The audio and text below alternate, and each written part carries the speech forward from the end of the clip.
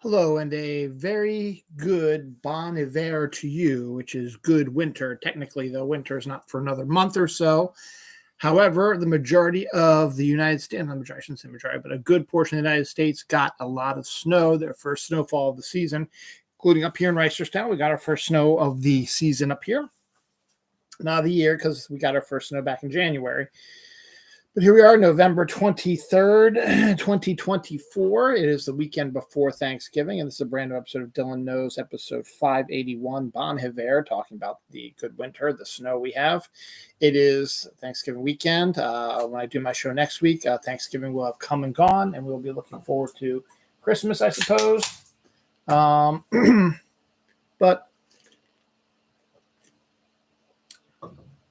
it's hard to look forward to anything considering we know what's going to be right around the corner in 2025.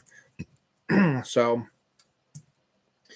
I guess enjoy it while you can, but it's kind of depressing. But here we are trying to do the best we can here. So tonight's episode, we're going to talk about the snowfall. We're going to talk about weird stories. We're going to talk about Wicked and Gladiator, what they call it, waylaid or glicked, something like that, where they're trying to do a Barbenheimer thing, which just didn't work out. Word-wise, the financials actually are appearing to be pretty decent. Some new trailers, some new casting, some new seasons picked up, some shows canceled, some football, a lot of football news. Penguins season 1. I better write that down because I know what that is. More casting for Chris Nolan. Board games. Vanilla Frost. Ghostbusters. Dogma 2. Utgiagwick. And Barrow, also known as Barrow, is in the news also. Porna Jagnanathan, Thomas and Mackenzie in the news, Denmark in the news, emus, 3-hour cut of planes, trains, and automobiles, Doctor Who, all kinds of fun stuff, Pokemon Go, so on and so forth. So without further ado, Jason Kelsey is in the news twice here, so let's get busy. 11:12 p.m. on November 23rd. So here we go. This episode is called Bon Hiver because on Friday, we got our first snowfall. Nothing too major, but a little bit of white on the grass here and there, and drove through a little bit of it. And it started probably about 10 a.m. We're down at work, and I was looking at the security cameras we have, and something seemed to fly by it. And the reason I was looking at security cameras, my wife had just texted me and said it was snowing up in Reisterstown because she was home for the day, taking the day off. So she took a picture of it, and so I was like, let me check down here. And so I checked the video cameras, saw something fly by it. So I went outside, and there's the snow. So we got snow, same time. It didn't last long in a lot of areas, but up here in Reisterstown, it didn't end until like 8 o'clock at night. Again, it was mixed with rain and didn't really accumulate anything. Had some stuff on the grass, but the roads, the sidewalks, they were just wet. Helped put a damper on the drought we've been having. So there was a burn ban in place. There is not anymore now, so that's good. So we can start burning things again. I like to burn something, but I'm not going to talk about that right now. So that was what that is. So that's what Bon Hiver is. It's a line from Northern Exposure about good winter when the first snowfall usually hits. So a lot of people were mentioning it in their social media due to the Northern Exposure aspect, and a lot of them are getting snow. I mean, some places got a lot of snow. There was a snow game on Thursday night in Cleveland. The Steelers played a snow football game. And it was weird because for the first half of the game, nothing was coming. It was just clear. And then all of a sudden, literally like in 5 minutes, the ground was completely covered in snow. And they ended up playing the rest of the game in the snow. Cleveland Browns won and started playing in the snow after it was over, which was kind of cute. And to show how stupid the Pittsburgh Steelers are, George Pickens, their star wide receiver, Since after the game, he didn't think the Cleveland Browns played a very good game and that the weather is what beat them. Well, no, actually, George, you played better when the snow started, because before the snow started, you were down 10-3 going into halftime. And then as soon as the snow started, you were up 18-16, something like that. And they ended up winning the game 18-17, something like that, 24-18. Your team hasn't been able to score 20 points and forever, and you just barely beat the Ravens, so it wasn't like some big statement game or whatever. You barely, and if we wouldn't have screwed ourselves, we would have tied that game going to overtime. So I don't want to hear any bullshit from you, stupid fuck. Steelers, stupid suck ass. All right, enough of that. This is the Glicked, I don't like that name, the Wicked Gladiator weekend. There's no Barbenheimer. No one will ever be able to take Barbenheimer's place. But Wicked and Gladiator 2 were two of the hottest movies coming into this year. Wicked at one point was supposed to come out on Wednesday, but then Moana 2 decided to stake its claim there. So it didn't want to get swallowed up by that, because it's kind of covering the same group. They're both musicals. One's animated, one isn't. One's based on a Broadway musical. One's based on a hugely popular animated film from Disney, a sequel to it. Sequels have been dominating the box office this year. And Wicked may actually be the first non-sequel to be a major hit. As of now, projections have it hitting $120 million this opening weekend. I expect that to go up, because the projections are just by going by how many tickets have been sold in advance, or a week, a day, a couple days, or a week ahead of time. It does not account for when people walk up and say, "Hey, want to go see a movie? All right, let's just go walk right up and buy the tickets the day of." Gladiator overachieved also. It was looking to be about 50 million. It's going to be sustaining, hit about 60 million. Again, could go a little higher than that. Both of them could go a little higher than that. So pretty decent, fairly similar to Barbie and Oppenheimer. Oppenheimer was a historical film that did a little bit better than the 60 million of Gladiator 2. And Barbie did a little bit better than Wicked, but that's only because that was during the summer also. And it was a lot more talked about.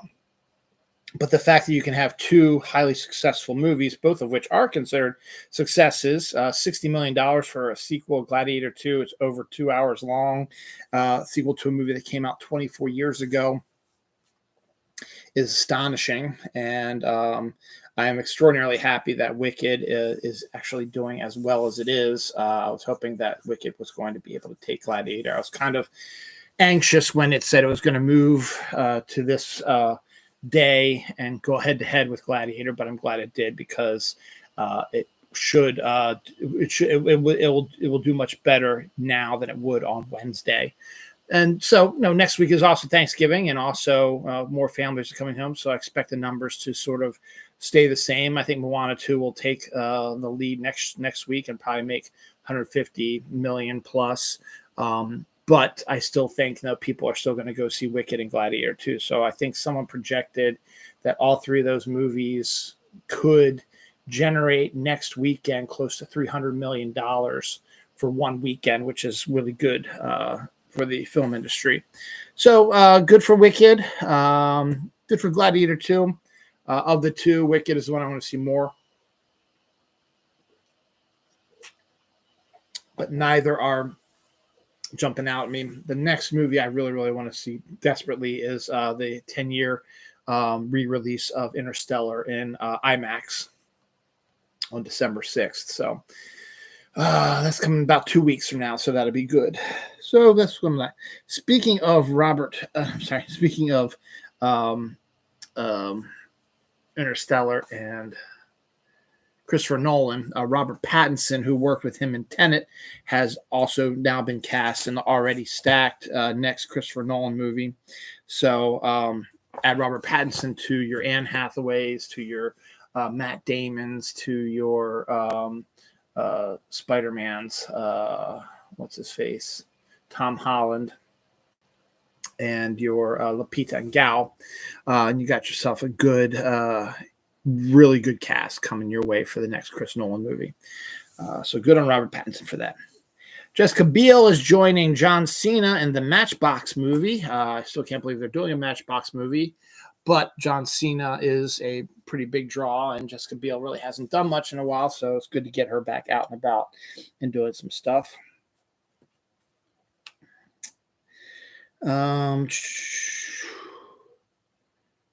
Twix, Milky Way, and Snickers are going to be releasing milk soon in little glass containers, not like the coffee drinks. These will just be chocolate milks, but taste like Twix, Milky Way, or Snickers. This weekend is also the Pokemon Go Safari Zone weekend. It's okay. I don't think it's worth the $11.99 ticket you get for that, but you get the Safari Balls, which was a new invention recently. It can only be used during these Safari Zone games, which are only going to be this weekend, and you lose them after a day, but you get a new set the next day. And it's the release of Toxicity, who is electric and poison, so it's all electric and poison people. And then they're introducing mighty Pokemon, which are regular Pokemon like Gyarados and Pidgeot, so like that, but they're much more aggressive and much more powerful, much harder to catch. So you have to use them as Safari Balls, and they're having a whole bunch of just, constant raids all the time with Palkia and Primal Groudon and Primal Kyogre and Toxtricity and Snorlax wearing a leather jacket and stuff like that. So it's been interesting, but it's just, I don't think it's worth the $11.99 ticket that I paid for it. So, and then you could buy a $5.99 for an egg one, another $5.99 for another one, and so but another $11 would be like almost $23 for this whole event, and it's not really worth it to me.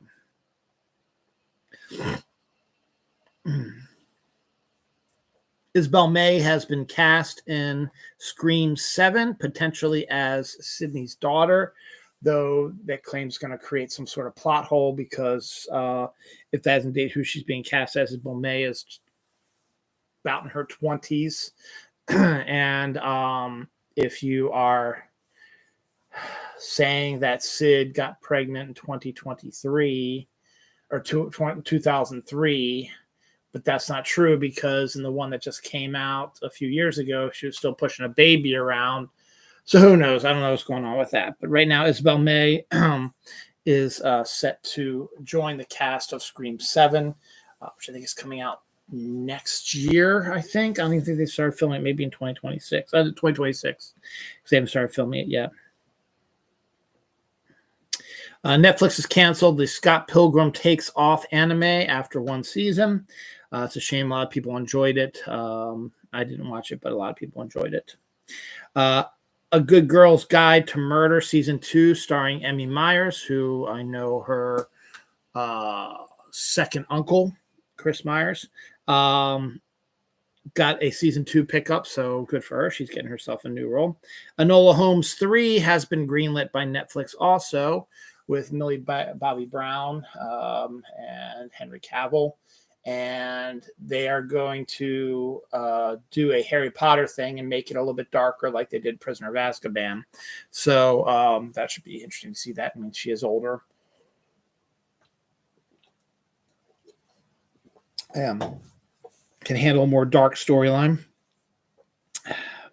Netflix's movie Hot Frosty about the snowman that turns into a hot stud, which is a huge hit on Netflix, go figure, has a better Rotten Tomatoes score than The Godfather, the 1970s, 72 classic film that won Oscars and is considered one of the best films ever. A movie about a snowman who turns into a hot dude has a better Rotten Tomatoes score. That's why I rail against Rotten Tomatoes all the time, because I really do not like how they're the end-all be-all stuff. But I thought that was kind of funny and kind of makes my point that, Rotten Tomatoes is kind of stupid. So there we go. Just time for Christmas, a mistletoe margarita, brand new drink for the holidays. Also, the cold brew and donut goat cheese is on its way out as well. Go figure. Never thought about that sort of stuff. Gabriel Macht is set to reprise his role in the new Suits spinoff, Suits LA. Good on him, I suppose. Are the Young Avengers going to be called the Champions? Now, the Young Avengers is a group of young heroes, most of whom have already been introduced in the MCU. Most recently, is it Billy? Billy was in Agatha all along. So Disney's Marvel World has the group of the Young Avengers hanging out together on their campus. So that might be a sign of things to come. And then rumor now is coming down they're not going to be called Young Avengers, but instead they're going to be called the Champions, which is a team that was based in LA that had Angel and Iceman and Valkyrie and Hellstrom, I think. Was that Defenders? It was a weird kind of team, when teams were big in the 70s and they wanted to get some more characters who weren't presently in X-Men or Avengers together in a group. And it was a fairly popular series. So it's potentially that it's not going to be called Young Avengers. Instead, it'll be called the Champions, which I guess makes a little bit more sense since they're not really all young.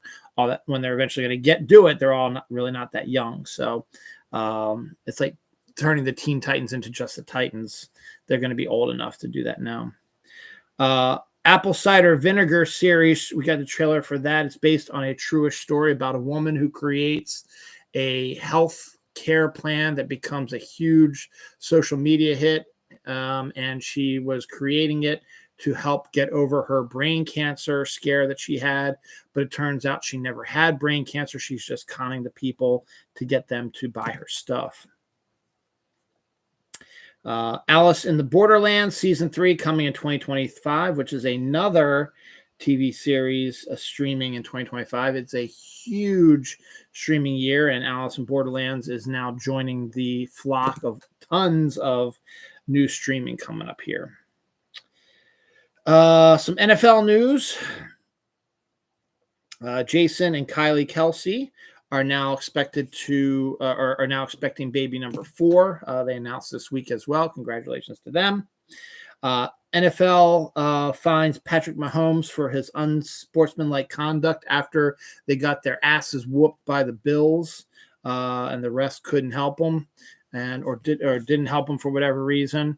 And now they have a very favorable schedule. They play the reeling Carolina Panthers tomorrow, and then on Black Friday they play the Las Vegas Raiders. Now, the Panthers been getting better, but they're still one of the worst teams in the NFL, and the Chiefs are going to absolutely pound them, which sucks. It'd be awesome if the Panthers somehow were able to beat them, but at least if they can stay in the game with them, it might make it more interesting. And then the Raiders have always played them tough, but again, I don't think it's going to do much. They're playing on Black Friday and they're playing in Kansas City, so I don't expect much to happen with that. Closer to home, Monday Night Football, my Baltimore Ravens take on the Los Angeles Chargers. And what's interesting about that is Harbaugh Bowl 3, John Harbaugh, who's been the Ravens coach now for 16, 17 some years, is going up against his brother Jim Harbaugh, who is doing his first year coaching with the Los Angeles Chargers. He previously coached in the NFL for the San Francisco 49ers during the Colin Kaepernick era, faced the Ravens on Thanksgiving years ago. The Ravens beat them on Thanksgiving, and then faced them again in the Super Bowl, and the Ravens beat them in the Super Bowl. So John Harbaugh, the Ravens, is 2-0 presently over his brother. One more ironic thing about that, the game on Monday night is the wedding anniversary of their parents who are still together. So that's kind of funny. They're playing together on the wedding anniversary date of their parents' wedding. Terrell Suggs and Marshall Yanda have moved on to the top 25 in Hall of Fame voting. So that's a good sign, because I think the next level after that is the actual Hall of Fame vote the weekend of the Super Bowl. So we'll see if we'll get 1, maybe 2 Ravens into the Hall of Fame. Now, Stephen E. Smith, who was a Raven for a portion of his career, is also up as well, and he should get in. So he's going to probably go in as a Carolina Panther, because that's who drafted him and who he played for the majority of his career. But he still had a impact in Baltimore. And then I think of the two, I think Terrell Suggs has the better chance of getting in first ballot Hall of Famer over Marshall Yanda. Be great if they both could, and it would be great if Julio Yanda would have made the cut for the top 25, but he didn't. So we'll see what happens. Eli Manning headlines this one and was probably going to get first ballot also. So we'll see. It should be an interesting Hall of Fame. Now, if the Ravens do get Stephen E. Smith and at least Suggs in to the Hall of Fame this year, I will guarantee you that the Ravens will be opening the preseason with the Hall of Fame game. So the weekend of the Hall of Fame stuff. So we'll see. But that's good there. The next level, as I said, I think the next cut down after that is the actual Hall of Fame vote the weekend of the Super Bowl. Some local news. St. Pius X Church, which is the church that I went to when I was growing up, is literally about 5 minutes from my house. My sister got married there. Many midnight masses there, which were absolutely glorious. They turned off all the lights in the church and just had candles lighting the aisles and the pews, and that was wonderful. They had two levels, the upper church and the lower church. The upper church was the more traditional mass, and the lower church was the more modern mass with a folk band. So that was kind of cool. And I did my Sunday school there as well. My mother taught Sunday school there as well. We sold Christmas trees for St. Pius X. So St. Pius was a big deal. The Archdiocese is shutting it down because they want to cut the amount of Catholic churches in the area from 69 to 31.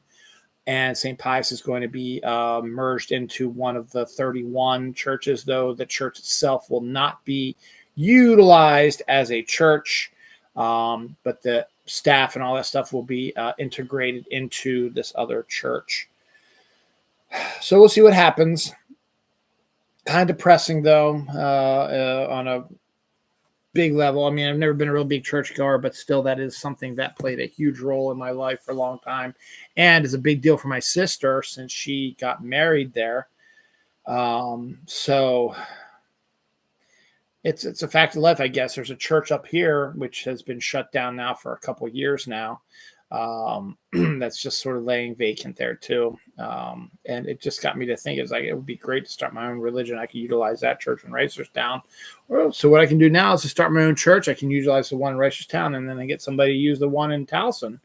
So we'll see what happens, but that's kind of depressing, kind of sad.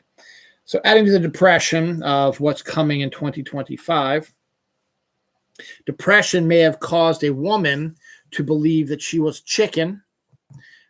She truly believed she was a chicken, and depression might have had something to do with that. So she sort of regressed into not wanting to deal with the devastating stuff that's going to be happening to our country in the next 4 years. So she pretended to be a chicken, which would be a lot more comfortable and peaceful and willing to continue with. So I kind of said about that. And also because of what is coming in the next 4 years, a lot of people are thinking of getting out of here. Ireland will be glad to welcome you with open arms. I myself might actually be looking into this. They're willing to pay you $90,000 to move to this beautiful island. Now, I don't know the catch that has to do with it. They'll pay you $90,000. I mean, you're going to have to live there on an island, but are you going to be able to have Wi-Fi? Is it cut off? How cut off is it from Ireland itself? How is the weather? How is the food source? How are we going to get food? Are we going to have to grow it? No. Is it going to be easy to get to mainland to get stuff?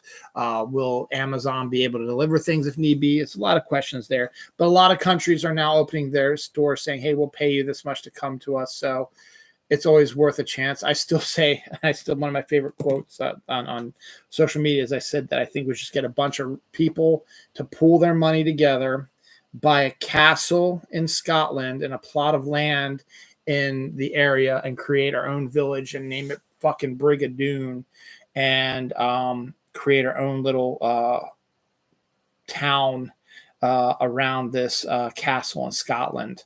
I think I get my friend Pat involved with that, and there's a whole bunch of other people who want to get out of there. So if we just pull all our money together, we can probably buy the castle and the plot of land. Then we just build up our houses, or someone can live in the castle, or we can turn the castle into a tourist thing, or to get or use it to sell it to TV studios to use for movies and stuff like that to make our money, and we'll live in Brigadoon. That'll be fucking awesome, I think.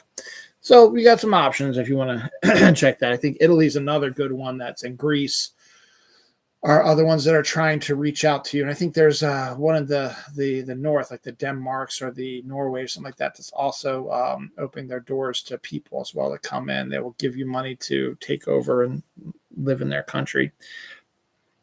But always keep an eye out. There might be some sort of, something behind all that. Finally, the last crazy story for this page. Orcas pummel a boat after the crew tries to deter them with heavy metal music. So they saw them coming, didn't want them to attack the boat, so they turned on heavy metal music to try to scare them away.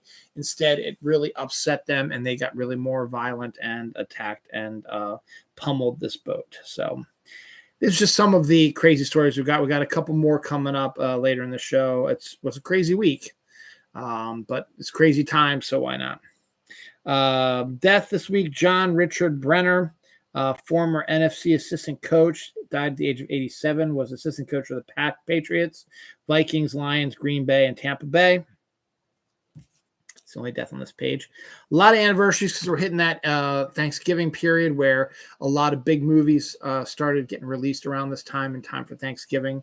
So we're going to get a bunch of those. The first one up is Toy Story 2, is 25 years old this week. Next up is Scrooge, the wonderful Bill Murray adaptation of the Charles Dickens classic A Christmas Carol. Came out in 88, so let's see, 88, 98, 2008, 2018, 36 years ago. The Mist, one of the more depressing Stephen King adaptations by Frank Darabont, and one of his last things he ever did before going on to Walking Dead, and then after Walking Dead just disappearing off the face of the earth. Debuted in 2007. That makes it 17 years ago. 46 years ago, the WKRP in Cincinnati turkey drop occurred. I will be talking more about that next week. I will be doing a list show of the best Thanksgiving media, meaning episodes of TV shows, specials, and just real life stuff going on. But yes, the WKRP turkey drop occurred 46 years ago this week. Hunger Games Catching Fire debuted 11 years ago this week. An American Tale, the very charming Don Bluth animated film about immigration, debuted in 1986. So that makes that 86, 96, 26, 30, 20, 28 years ago. Wow, I thought I'd be older than that. Let's get break. 86 to 96, 2006, 2006, 38 years ago. Yeah, it's not 28 years ago, 38 years ago. That's what I thought. Back to the Future 2 debuted 35 years ago. Yes, 35 years ago. Back to the Future 2 came out in the fall of 89, and Back to the Future 3 came out in the summer in May of 1990. I remember at the end of the Back to the Future 2, they showed the trailer for Back to the Future 3 to see what was going on. So that's kind of cool to do that. They haven't done that in a long time. And in the real world itself, it's the anniversary of a Chicago TV station that was hacked by a Max Headroom lookalike who went off and did all this bizarre talking and weird stuff, and no one has ever found out who hacked it. That was in 87, so 87, 97, 2007, 2017. That was 37 years ago. So no one has still uncovered who did that. Oh, and I missed that death also.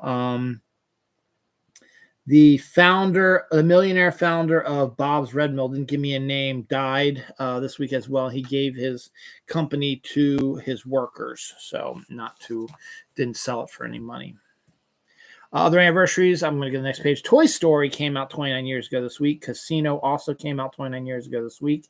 REM's soundtrack score and soundtrack for the movie Man on the Moon debuted 25 years ago this week. The Incredibles debuted 20 years ago this week. I already did that one. Rocky debuted 48 years ago this week. Star Trek Generations debuted 30 years ago this week. And 30 Days of Night debuted 17 years ago this week. Speaking of 30 Days of Night, which is funny, set in Barrow, Alaska, it is now known as Utkavik. Utkavik has seen its last sunrise and sunset until January, 64 days. So the date that 30 Days of Night came out, the movie set in that location about vampires who take advantage of, well, in this case, it's 64 days of night, but at least 30 days of straight darkness where no sun rises, and they come and they can spend 24 hours just decimating this town, and no one will know because it's so remote, and they can just feast on all the people and gorge on it for 30 days and then leave. It makes perfect sense, and I'm kicking myself that I didn't come up with the idea, but Steve Niles, got to give him credit. He's the one that did, and it's a great story and a decent movie as well. But it's based on the true story of Utkavik,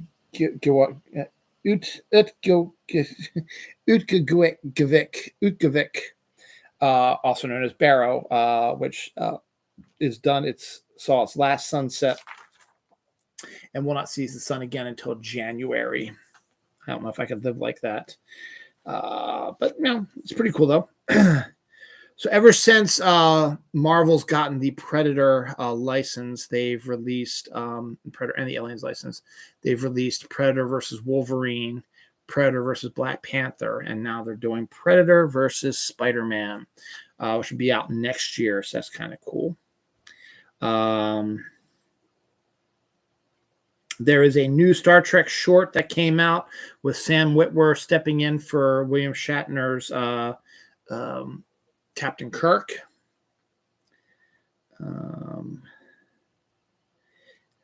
The new Kraven the Hunter teaser trailer actually looks pretty decent. I still think it looks like a decent movie. I don't think it's going to do very well because it is a Fox movie, but it does look pretty decent, and hopefully maybe will do good. A sequel I did not see coming at all. The Bad Guys, an animated sequel, is animated movie, is getting a sequel. The Bad Guys 2. The trailer for that came out this week. Penguin Season 1 just ended on Max, and we're going to be getting it on Blu-ray, which is great because I don't have Max, but I want to watch it. It's due out on February 2025. So we'll see when that actually comes in there. One of my huge celebrity crushes, Anne Hathaway, is keeping herself busy. She's just been cast in the Verity Project based on the novels by, I don't remember the author's name, but Anne Hathaway will be starring in the movie based on that. The McRib is set to debut or return on December 3rd. Sprite Vanilla Frost is supposed to be on its way out here soon. I think it's going to be more of a hard-to-find drink. I don't think you'll be able to find it at your local grocery stores right now. My local grocery stores just have the cranberry sort of Sprite that's out there now. Kraft Everything Bagel Mac and Cheese is on its way out as well. McDonald's has McRib. They also have Whoville cups for their Grinch Christmas theme for McDonald's in December. Netflix was sued over the Jake Paul-Mike Tyson fight. We talked about that last week. Jake Paul won by points, did not even touch Mike Tyson maybe once really hard. And Mike Tyson just pocketed $20 million. He had to stay in the ring for 12 rounds, which he did. And Jake Paul, after he punched Jake Paul pretty good, Jake Paul got scared like a little bitch and started running around the ring and not letting Mike Tyson do it. But Mike Tyson stayed in there for 12 rounds, and Jake Paul ended up winning on points. But it was on Netflix, which was having all kinds of issues with, so many people turning in, and it was causing all kinds of streaming issues that people were complaining like crazy. And I myself was complaining also because they will be having the Ravens, Texans, and Chiefs Steelers football games on Christmas Day will be aired on Netflix. And if it continues to be in this awful way, it's going to be a really long night to watch these games. So I'm not going to be able to see what's actually going on. So hopefully they get their shit together, but they are getting sued right now. So good on that. What are you going to do? There we go. Where are you going to sit? I sit on my lap. Here we go. Here we go. We're not. Deadpool Wolverine amassed 19.4 million views in 6 days on Disney Plus. So congrats to them. Pixar's summer 2025 film Elio got a new trailer out this week. Got a new trailer out this week. Looks like basically kid wants to get abducted by aliens, eventually does get abducted by aliens, ends up having a great time, and then they believe that he is the leader of Earth, and then villains come in and they want to destroy the leader of Earth, so Elio has to keep up the appearances that he is the leader, even though he isn't. Jason Kelsey, I talked about him and Kylie Kelsey. Jason Kelsey's going to keep himself busy. Jason Kelsey has landed a new late night show called They Call It Late Night with Jason Kelsey. It's only going to be 5 episodes. It's going to be on every Friday night starting in January through the playoffs, the NFL playoffs. So don't have any idea if he's just going to be talking to sports people or if it's going to be other things. We're not exactly sure. And we'll not know until January when the first episode airs. And as I said, it's only going to be 5 episodes. And then I guess they'll bring it back maybe when football season starts. I don't know. These horror reboots of classic characters is just getting out of hand. We already have the Winnie the Pooh one. We've got the upcoming Peter Pan one. We've got the upcoming Mickey Mouse one. We've got the upcoming Seven Dwarfs one. And now they're trying to create like an MCU universe kind of thing where they're going to have the Winnie the Pooh, the Peter Pan, and the Killer Bambi. I forgot about Killer Bambi all together in one movie. And add to that also Popeye is now the next one to get one of these, the new Popeye horror trailer. I think it's called Shiver Me Timbers. It got its first trailer, and it's a disaster. These are so stupid. I mentioned this a couple weeks ago. Michael Crichton's widow is suing Noah Wyle and John Wells over the TV show The Pit, which Noah Wyle is starring in and John Wells is created, that will be on Max, which details life in a Pittsburgh ER with Noah Wyle. Flashback to 1994, 30 years ago, when ER first debuted. I believe it was 94. When ER first debuted on NBC, it was created by Michael Crichton when he was still alive. Ow, pepper. I think he even wrote the pilot episode also. So his widow absolutely believes that The Pit, with having John Wells, who also was the executive producer of ER, and to have Noah Wyle also ER, saying that this is just a continuation of the ER saga with Noah Wile's John Carter's character just going to Pittsburgh, except it's not. It's just a bad decision on Wells's and Wiley's part to set a TV show in ER and to have them be the ones who are working on it because they have the ER pedigree in there. But the first trailer for it debuted this week, and honestly, it's going to be 15 episodes, set to debut January 2015 on Max. And it looks like any other typical hospital one. It's going to be cliched stuff, and Noah Wile's got the beard. He's playing the Anthony Edwards character now, the Wiley veteran who's been there forever. Wiley veteran. And nobody was there because all the people who were watching it disappeared before they could hear my pun. Teaching a whole new group of young kids how to do things and the life and death of the ER. And they're going to be able to, the difference is, since it's on Max, the trailer had them being able to say fuck and damn and shit and curse words, stuff like that. Probably be able to have more adult content, maybe more gore, maybe more sex and nudity. So we'll see. I don't doubt it'll be a hit. It'll probably be a big hit. And I don't know if Crichton's widow actually has a case, but we'll see. I have no desire. Again, I don't have Max. I have no desire to watch it. Even if I had Max, I probably wouldn't watch it anyway. I do like Noah Wyle, but just like, nah, I don't think so. Oh, this is both the same. Like, what is that? Okay. Anything else here?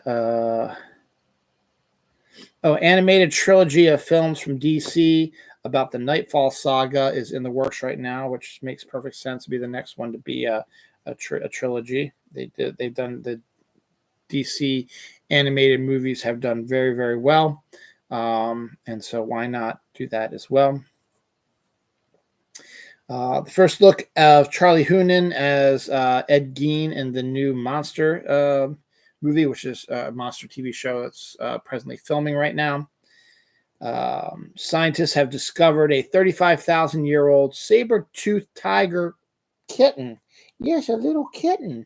A saber-toothed tiger kitten has been discovered, preserved in permafrost. So they're going to, much like with all the woolly mammoths that are preserved in that, they'll be able to do research on it and get some real good knowledge about saber-toothed tigers. Don't attack me. Excuse me. So now we're doing the two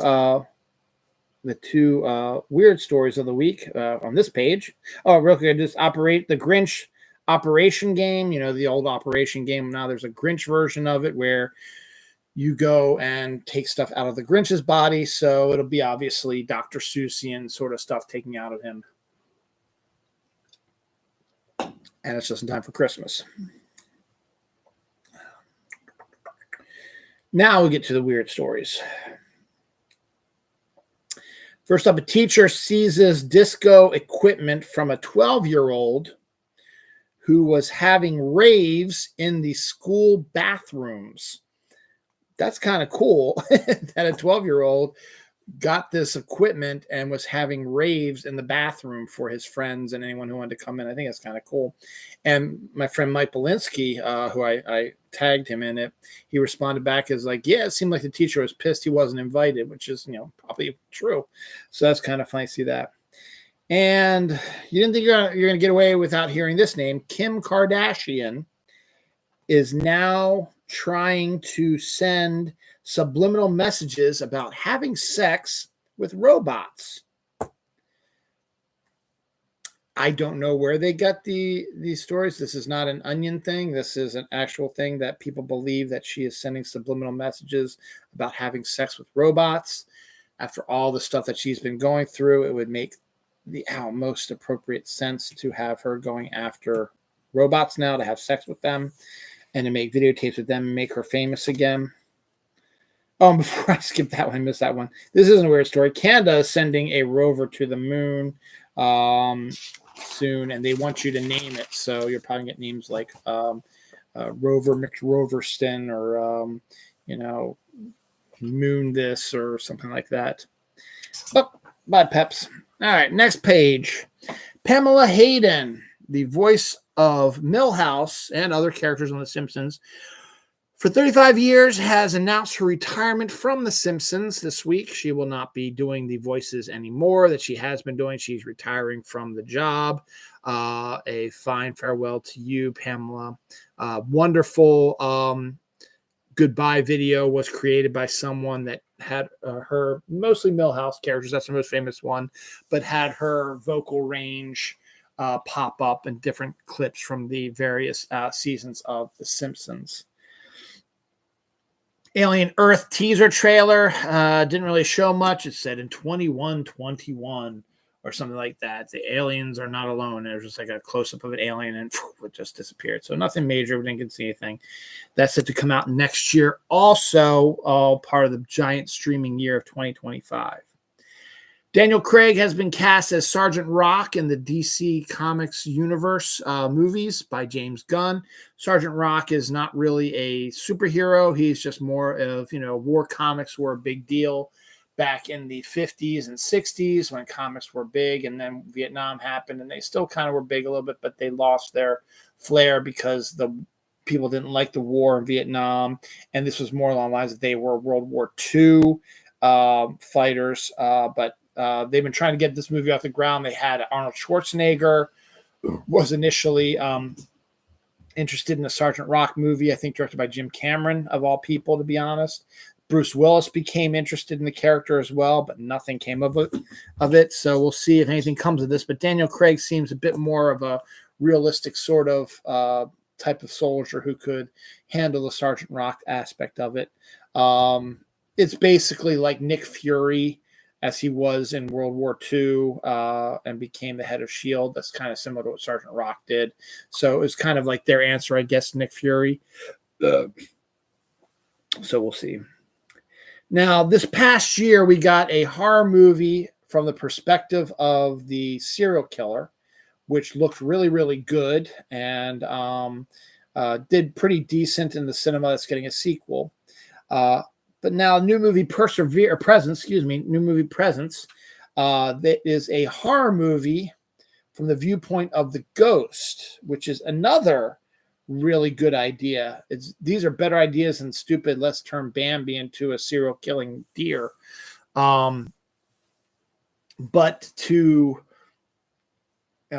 be haunting a house and someone moves into the house, or a ghost hunter comes in and is trying to get you to make noise or flick the lights or whatever, it'd be neat to see you go through the process in your head or what you're doing, because, when you go into a house that you think might be haunted, but you don't hear anything, you walk in there and you get this chill go up your bones like someone's watching you. So, you could have the ghost just watching them, not making any noise, and just see that. But that's a really good idea for a horror film.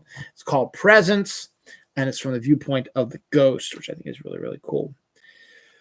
How to Train Your Dragon live action movie is set to debut next June. They released the first trailer this week, and basically it was a shot-for-shot remake of the animated film, but in live action. So it's like the Lion King one, which isn't breaking any new ground. And there's really no reason to do a live action version, but I digress. So I talked about the McRib coming out December 3rd. Well, McDonald's has decided they're going to start selling the McRib sauce on its own at grocery stores and stuff like that. So if that's what people really, really want, they can have the McRib anytime they want to, but that's an interesting aspect there. Star Wars Visions Season 3 is confirmed on Disney+. That is when 8 anime directors get to do a short Star Wars film using their style. It's been a hugely popular series of limited of short films that are canon to the Star Wars world. So it gives them a chance to play in the Star Wars sandbox for a short time, and it gets really, really gotten a really, really good deal. Speaking of anime, Netflix has bought the rights to a Stranger Things Tokyo anime spinoff. So we're going to see Stranger Things not only in live action, but we'll be seeing it in an anime series on Netflix. I don't think it's coming out next year. It might be, but they have just signed on to do a anime set in Tokyo, but do Stranger Things style stuff.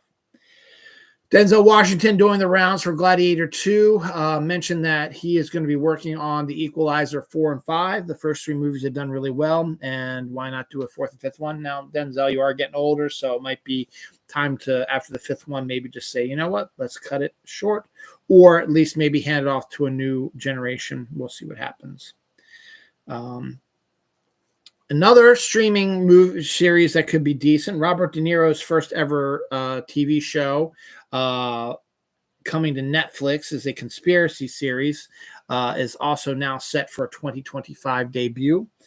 I just need to do a show just about all the streaming movies or TV shows that are coming out. It's going to be huge, huge year. We still got a couple more. The 26th of December, you got Squid Game Season 2 coming up here. So we still got a couple coming out. We've got Skeleton Crew coming out December 3rd on Disney+. So we got some stuff coming up here in a little bit. There's a film called The Comic Shop, which is set inside a comic book store, which, having worked in a comic book store and been in a lot of comic book stores before and working for Diamond Comics before, could probably make a pretty interesting movie out of it, sort of like a Clerk sort of thing, but set in a comic book store. So that's kind of cool that that's on its way. The studio is a new Apple TV show. Apple TV does some really good shows. And the studio is a new show they've got coming out on March 26th that stars Seth Rogen. So the first trailer for that came out, and I saw all these stars in it and no mention of them. So I want to give you an idea. I don't even know who everyone is in there. Let's see if they have the list here. TV series. Seth Rogen, Catherine O'Hara, Catherine Hahn, guest Bryan Cranston, Paul Dano, Zac Efron as himself, Ron Howard as himself, Zoe Kravitz as herself, Anthony Mackie as himself, Martin Scorsese as himself, and Charlize Theron as herself. I thought that was what we're supposed to do. But it's supposed to debut March 26th. It's 10 episodes.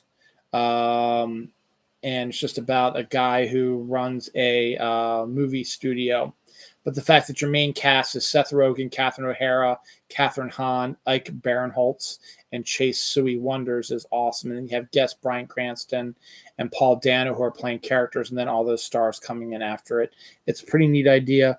Again, Apple Plus, I don't have that. I'm not going to go out of my way to get Apple Plus, but it's a good idea for one. And the trailer came out and it looked kind of decent. So there we go. Genesis Rodriguez is set to join the Night Agent Season 3. Night Agent Season 2 just came out. It did very well. So, yeah, of course, you're going to see a Season 3. Emma McKay joins the Glenn Powell, Jenna Ortega, J.J. Abrams mystery film. It's already got a decent-sized cast there already. Nicholas Braun, Debbie Ryan, and Corey Michael Smith have joined Zac Efron's next film, Famous. Yellow Jackets Season 3 is set to debut in February. They had a quick little teaser about that.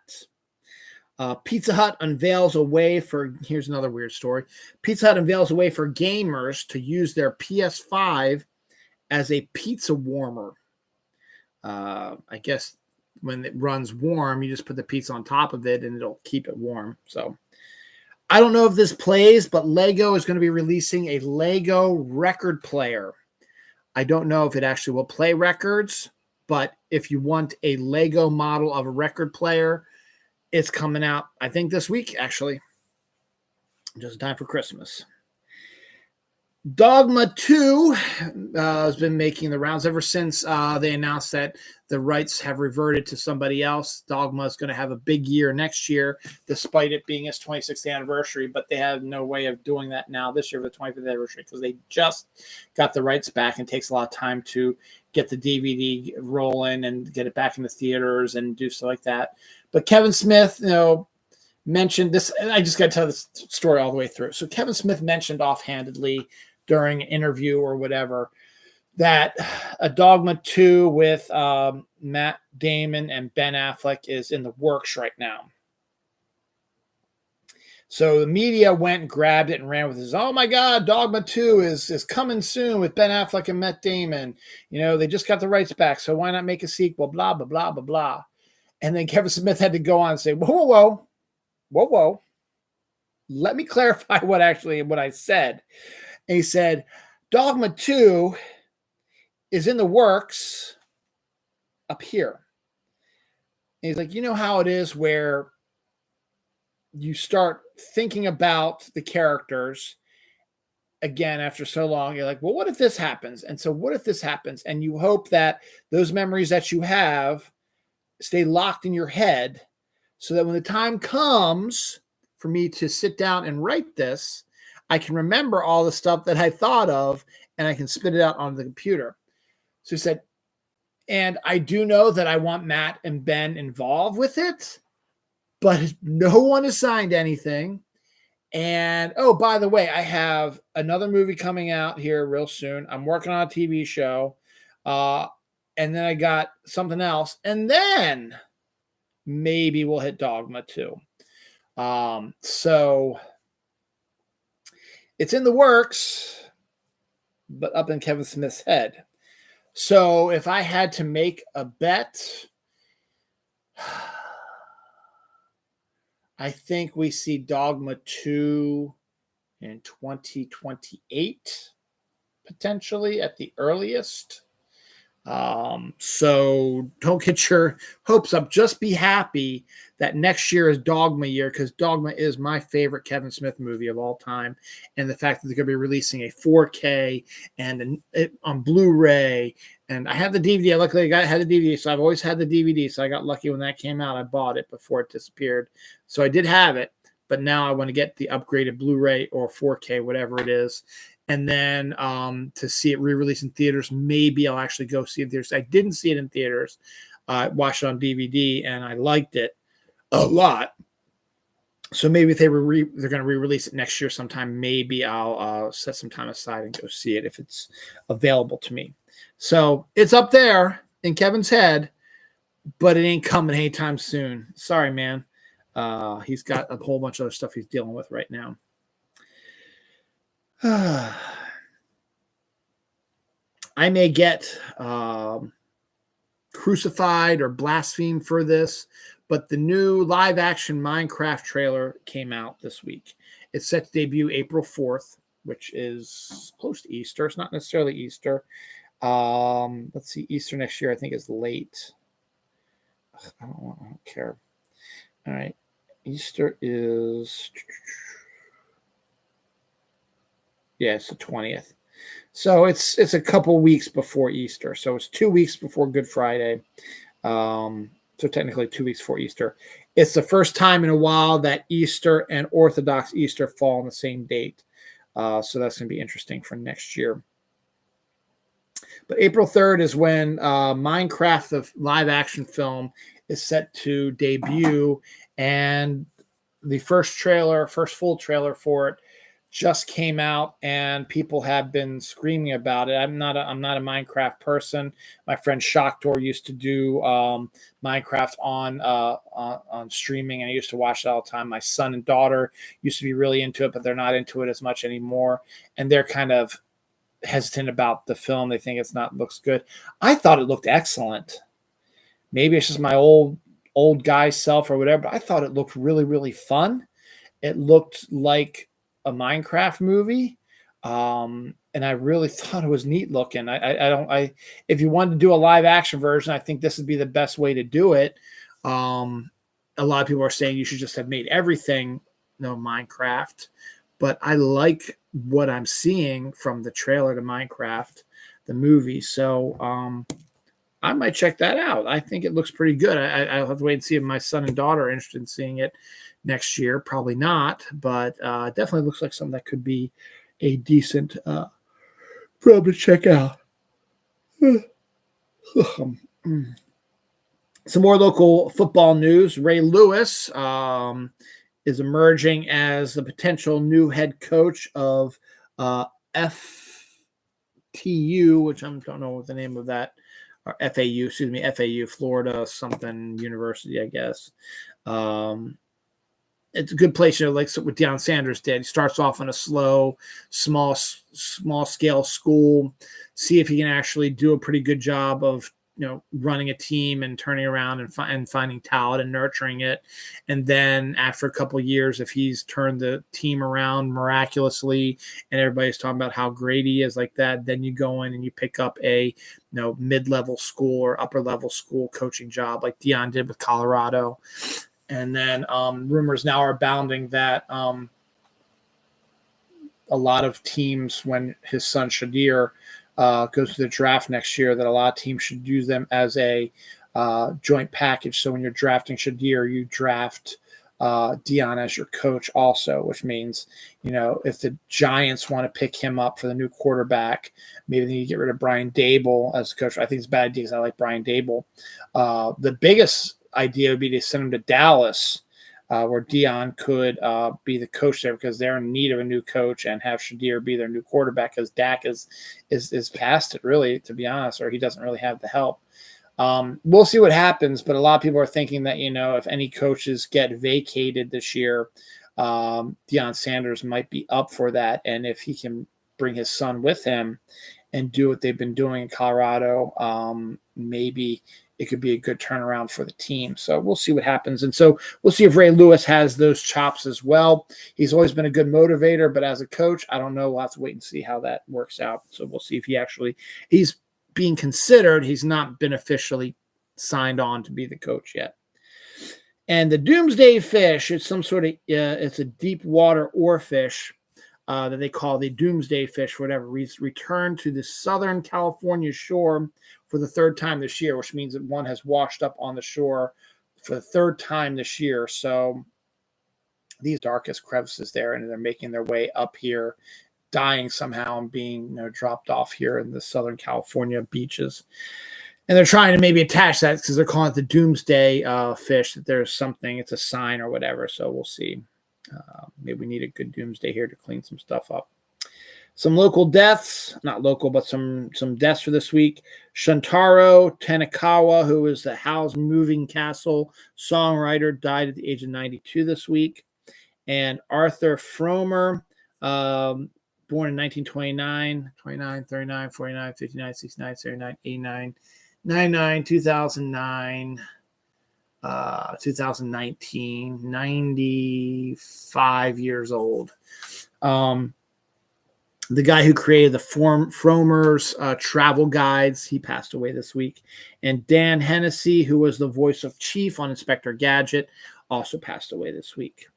Anniversaries, one of my all-time favorite Christmas movies of all time, A Christmas Story, debuted in 1983, which makes that 41 years ago. Home Alone 2, which is a decent sequel, but does not have the heart that the original Home Alone does, debuted in 1992, which puts that at 32 years old. The Blind Side, that's gotten a lot of flack lately, debuted 15 years ago this week. Sleepy Hollow, one of my favorite Tim Burton movies, debuted 25 years ago this week. Dragon Ball is 40 years old this week. Talked about Dogma already. Dogma, 25 years old this week. National Treasure is 20 years old this week. And Hoosiers debuted in 1986, so that would be 40, 39, 38 years ago. So, or 42, sue me. No, 38, no, 42 years ago. That's 86, 96, 2006. Yeah, hold on. 86, 96, 96 to 2006, 2016, 2024 would be, 2026 would be 40 years. So 26, 25, 24, yeah, 38 years. So yeah, 38 years ago, Hoosiers debuted. Gene Hackman and college basketball and such. The last page for this prequel to Thanksgiving week is right here.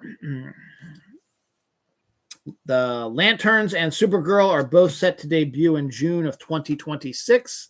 We'll see if that actually occurs. Speaking of Lanterns, Purna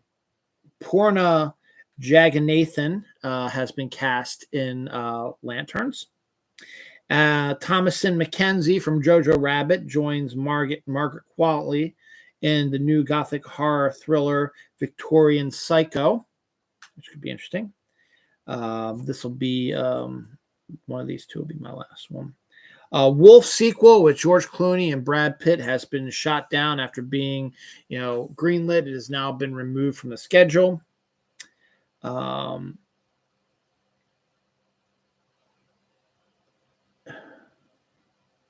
Chiefs finally lost their first football game this week. I already talked about that as well. More 2025 TV shows. The Last of Us Season 2 set debut in early 2025. And Nobody Wants This, the hugely popular romantic comedy show that debuted on Netflix this year, is set to start filming early. Their Season 2 early in 2025 to try to debut in September 2025. And everybody's making it out to be like a huge deal that's happening. That's what network TVs were doing. Network TV shows were doing all the time.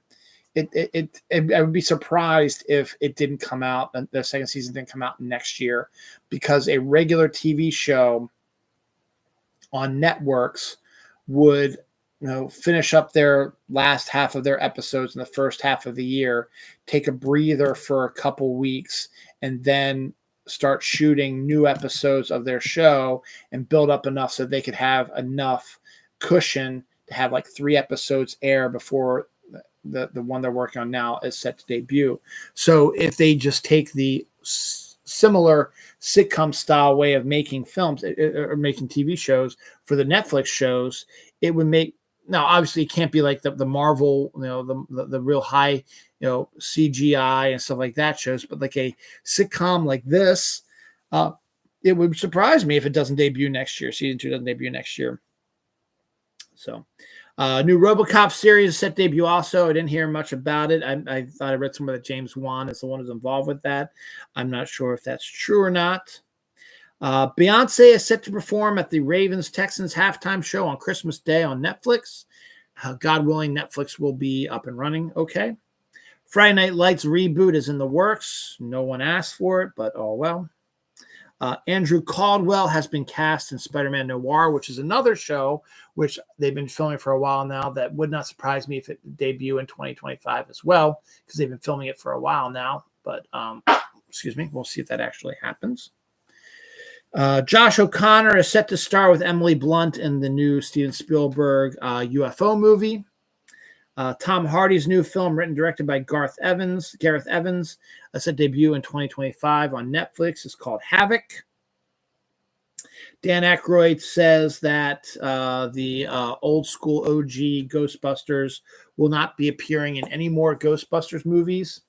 I think that's kind of a good news, bad news scenario.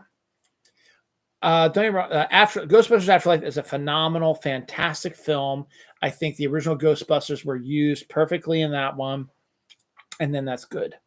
Frozen Empire, they sort of just had too many characters. They had the original crew from Afterlife, and then they had the entire original crew of the OG mixed together, which made storylines weakened and made sort of reason why the movie wasn't as successful as Afterlife was, and might not be as well loved as Afterlife was. But I think you can fix it easily. And when I did the review of Frozen Empire back in March, I talked about this already. I think you can make it successful by limiting, again, the amount of characters you have and limiting the OG people. To be fair, there should only really be 2 OG Ghostbusters who should be in it, Aykroyd and, Jesus. Don't do this to me now. Not Bill Murray. Winston, the actor plays Winston.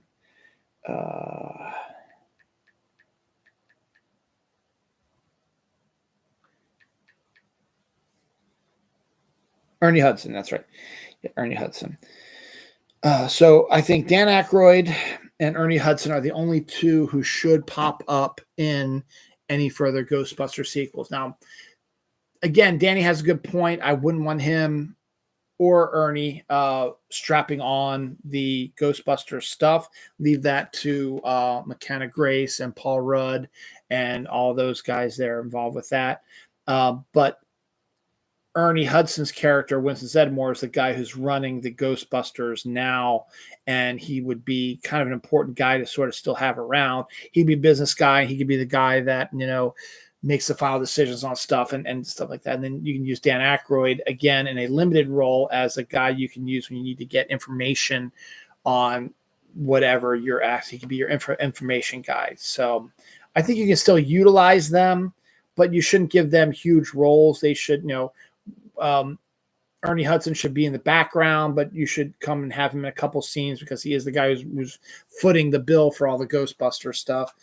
And Danny is good with his knowledge of stuff. So if they need some help with that aspect, he can come in. They can help him up there. Bill Murray, to be honest, was useless. He did have the one good scene that showed Bill Murray's range that I loved in Frozen Empire. But in the end, he really doesn't need to be there. Sigourney has no reason to be there either. It was great to see her in Afterlife and the teaser at the end. And there's no reason to bring Rick Moranis' character into this. It'd be fun to keep Walter Peck involved as the mayor who doesn't like them. though that shit could get old after a while. It could be like a J. Jonah Jameson thing with Spider-Man, but it's Peck with Ghostbusters. So that could be an interesting little aspect you put to it. And Janine doesn't really need to be there either. They can get someone else to play the receptionist because she's already, she should be retired, stuff like that. So I think it's a good idea, but I don't think you should eliminate the OGs right away, except for maybe Bill Murray, as I said. Danny and Ernie, you guys can stick around and be like minor characters, and then just focus on the Ghostbusters. The introduction of the dude who has the flame powers was kind of a waste of time and space. I didn't like him all that much either.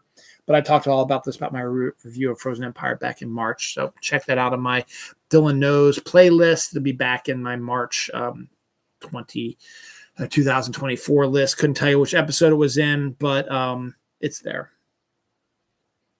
Monarch Godzilla King of the Monsters Season 2 has started production, so the second season of that is underway right now. So Thanksgiving coming up next week, and we'll be talking about this movie next week as well. The beloved John Hughes, John Candy, Steve Martin film Planes, Trains, and Automobiles that takes place around Thanksgiving is discovered to have had, there was at one time, a 3-hour cut of Planes, Trains, and Automobiles that never saw the light of day. Let me explain. John Hughes was notorious for writing and rewriting his scripts over and over again. And he kept doing that with Planes, Trains, and Automobiles, got to the point where it had over like 156 pages, or it was more than that, maybe 200 some pages. But it was like a 3.5-hour movie, because in movie terms, one page is 1 minute of screen time. So like 156 pages would be 2 hours and 36 minutes. But I think it was more pages, it's like 156. No, it was more than that. I think it might have been 165, 185, something like that. And they filmed a bunch of stuff also, because it was it was John Candy and Steve Martin. And they did have other subplots and stuff like that they did film. And I think they said when they were editing it, the editor said something along the lines of, we just cut 28 days of filmmaking just now to tighten the script to the hour and 30 minutes, whatever it is, from the 3-hour window. Some deleted scenes might still be out there, but there is no chance of a 3-hour cut being made, because the actual footage back in the 1980s was done on actual film. And when they cut it stuff, they didn't save it. They deleted it. Not deleted it because it wasn't on a computer. They threw it out, and or shredded it or whatever, and it never saw the light of day. So you're never going to see the 3-hour version of it. But the fact that there is one out there is kind of interesting. The bomb cyclone, which is a crazy name for a weather system, has hit the Oregon and West coasts, Oregon coast and the West coast, caused massive flooding in San Francisco yesterday, and has caused a lot of huge rain and a lot of crazy weather out there. This is the second bomb cyclone that's hit them in about 3 years. So don't tell me about no climate change, you goddamn piece of shit. Speaking of which, no MAGA minute this week. They've been keeping themselves pretty quiet. I guess I could come up with one real quick. I think the biggest one is Marjorie Taylor Greene said that if Matt Gaetz does not get into becoming the Attorney General due to his sexual proclivities, that she's going to release all the information she has on her fellow Republicans' sexual proclivities and illegal activities, which leads us to believe that you just literally said that you're hiding secrets from our representatives and senators that should disqualify them immediately from running this country. But because no one gives a fuck about the rule of law anymore, it doesn't matter. But what she said that should have automatically sparked an investigation. But of course, it's just sort of like, she's just blah, blah, blah, blah, blah. That's the only thing I think of for MAGA minute right now. not thinking about them too much because they're awful, awful stuff, and there's awful, awful stuff coming. So I'm just gonna cut the nip in the bud there. And apparently, the person who was watching didn't like me talking about that too much. So okay. So if I get to my last two stories, Bob Love, an NBA player, part of the Bulls family, passed away at the age of 81 this week. Paul Teal, One Tree Hill actor, died at the age of 35 this week. Anniversaries. Doctor Who Day was yesterday, the 23rd. It is now Sunday, the 24th. Doctor Who Day was yesterday, the 23rd. Doctor Who debuted on November 23rd, 1963, one day after the assassination of John F. Kennedy. That's 61 years ago. Yep, something like that. Yep, 61 years ago. Casino Royale, which rebooted the James Bond franchise with Daniel Craig, debuted 18 years ago this week. Night of the Comet debuted 40 years ago this week. It's Valley Girls have taken on a post-apocalyptic world after a comet flies overhead and turns people into like zombies, sort of like creatures. I didn't know this. The Little Mermaid debuted 35 years ago this week. I thought it was done more in the summer, but I guess it would make sense to be around Thanksgiving. It would debut. And it's The Little Mermaid, despite the fact that I despise the movie. Is what brought Disney Animation back and started them on a string of successes that really hasn't gone away in a long time. Because right after Little Mermaid, the next year after that was Beauty and the Beast. The next year after that was The Lion King. The year after that was Aladdin. The year after that was Hunchback. Last year after that was Pocahontas. Last year after that was so on and so forth. Mulan and the Girl and the Frog and all this other stuff. So lots of good stuff rolling through here, but The Little Mermaid was one that started it all off. Now the final two big stories this week. First up, emus are on the run in South Carolina. Monkeys were released, and now emus are out on the release right now. And Denmark has won the Miss Universe competition for the first time ever. Denmark has never won the Miss Universe contest until this week. All right, that is it for this episode of Dylan Knows on this Thanksgiving, pre-Thanksgiving weekend. Thanksgiving is now Sunday to Monday, Monday to Tuesday, 4 days away.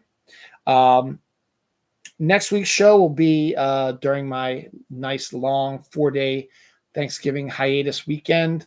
Hopefully by the time I do the show on Saturday next weekend, I'll have the Christmas tree up. We'll have Thanksgiving will be over and done with. And I'll be getting depressed because we'll be going back to work in a day or so.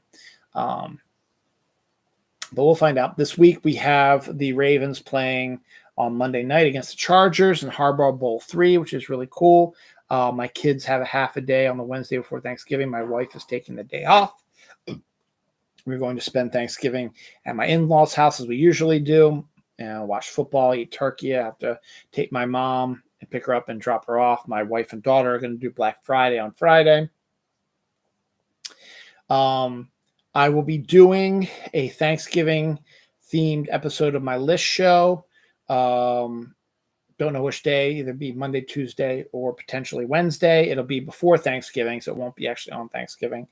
I kind of think I might want to do it on Monday or Tuesday. That way I can get people to look into this stuff. It is the top Thanksgiving media that includes live action stuff like the parade and the dog show and the NFL football.